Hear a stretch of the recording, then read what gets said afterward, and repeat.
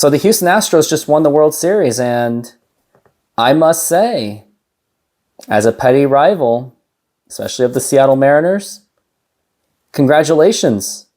And I congratulated them for some reasons, because they were able to rebuild from such a terrible situation. It was the cheating scandals of the garbage can,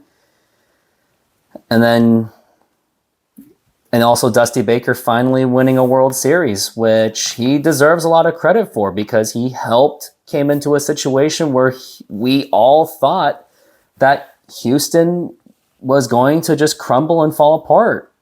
And we thought we saw it coming with Garrett Cole leaving Houston. We thought that this was all going to be a trend. And this was why I was happy about the Mariners going through the rebuild, because just let Houston die out during the rebuilding years, and then Mariners can sneak in, because, I mean, look where we're at now. Angels are a complete disaster. Texas can just never get it right. And Oakland, they may not even be in Oakland any longer. They might be in Vegas. But Dusty Baker, he's went through a lot.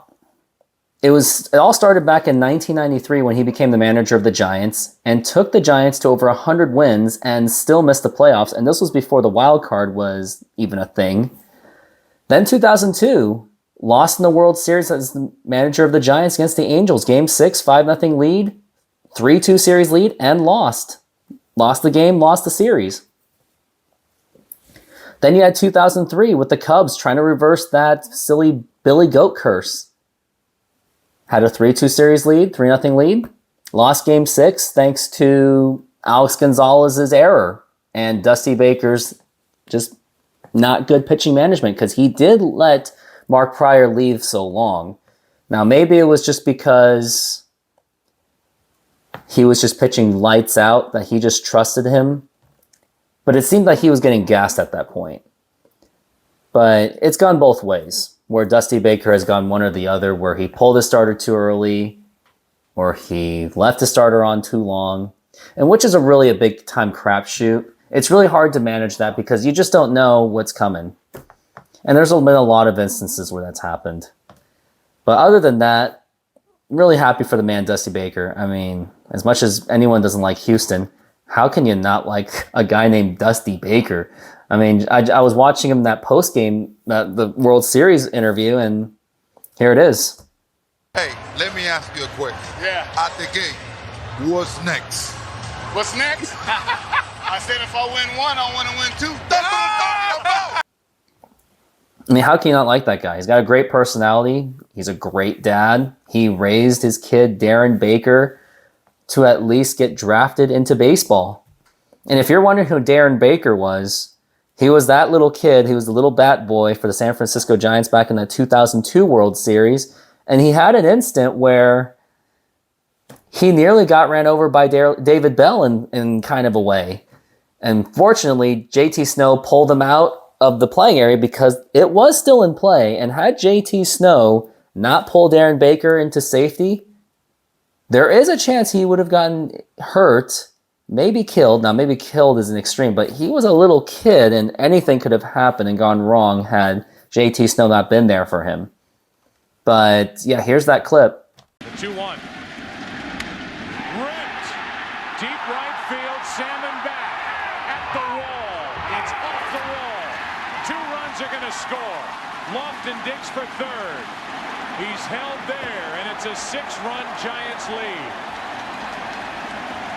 Thank goodness that JT Snow was aware and got Darren Baker out of the way. The other thing I got to give Houston the respect is their well-established farm system. And for example, they were somehow able to get Yordan Alvarez out of the Dodgers just off of Josh Fields, and they let him develop in the minors. And then Jeremy Pena, who pretty much came out of nowhere, and I just looked him up. This was his first major league season of 2022, and he already was a major factor in the Astros winning the World Series. And he was certainly a factor of beating up the Mariners too, where he got on base and then Yordan Alvarez hits those home runs. And he even hit that home run against the Mariners in Game 3. So, I mean, it's really hard to hate on Houston. And I understand that there's this whole thing about the cheating thing, but I think it's time to move on from that because it's a different team right now, other than Altuve, Verlander, and Bregman. But other than that, it's a different team. It's not like it's the same exact team from the remnants of the cheating era. This is a different team, and us fans, we just got to move forward from that because it does not make us look any better, especially us Mariners fans, to just call them cheaters when we got to focus on the Mariners themselves. And say what you want about Houston, you hate them all, but Scott Servais, and I said it in a video, he did give that series away with his poor pitching decisions. And had he made just any decision better, Mariners could have at least forced a Game 5 to make it interesting and definitely could have won the series. And maybe they could have carried their way to the World Series because who knows if the Yankees would have been any tougher than Houston.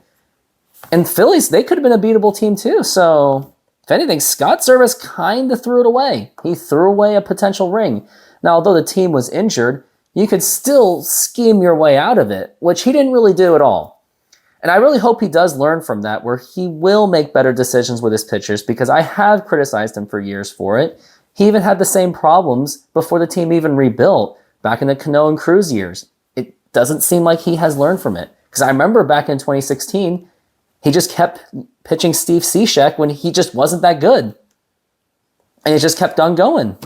And he's still making those mistakes. He's pulling his starters way too early when they're not even close to the 100 pitch mark. Now, if it's over 100 pitches, fine. But sometimes you just got to trust your starter and just let him finish the game if necessary.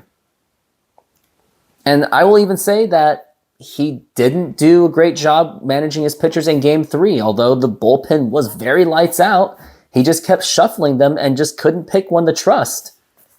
I mean, at least Dusty Baker, he had Garcia. He at least committed to him for at least 5 innings, and it worked out for them. It was pretty gutsy, but it worked. And sometimes you got to take those risks. And I know that there is that one way or the other where you don't want to pull him early or you don't want to keep him in too long. But that's just the art of being able to manage your pitchers. You just sometimes you just got to know what's going on, and that's the thing I just don't like about Scott Servais is his pitching management just isn't great, and I hope he learns from that. And going forward, I really hope the Mariners make the necessary moves they make, and my wish list for them is get someone a closer. But it looks like Edwin Diaz is not going to happen because he just signed a big extension for the Mets. So yeah, get someone that's an established closer or someone just good in the bullpen, and maybe have Andres Munoz be the closer because I think he has the most talent out of all of them to do it. Get someone in offense, of course. Do something about the outfield because the stuff about Jesse Winker isn't looking good at all. Because it turns out he deleted all of his Instagram posts related to the Mariners. But personally, I think that was the least of its problems. I never really liked Jesse Winker anyway. I thought he was a defensive liability, and like I said, the only thing he really did was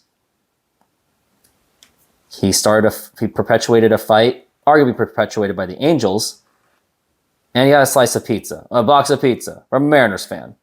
Come on. There's more that can be done. And maybe just one more starting pitching, just for the sake of depth.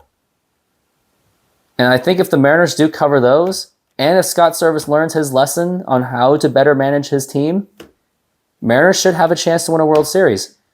And I will say this too, the window isn't that great. And here's the things you've got to look at. We just signed Julio to an extension. Fantastic. But then what about Logan Gilbert? What about the other youngsters on the team? What about George Kirby? What about everyone else? They're going to want extensions too. And I don't know if the Mariners are going to be able to afford all of them. I mean, they can, but sometimes not everyone stays. So that's why I think the window isn't as big as you think. And also, don't forget when Oakland leaves for Vegas, which seems pretty possible, and they will be in a much more competitive market than Oakland, you're going to be facing another free agent desirable city. So if I were the Mariners, get it done fast.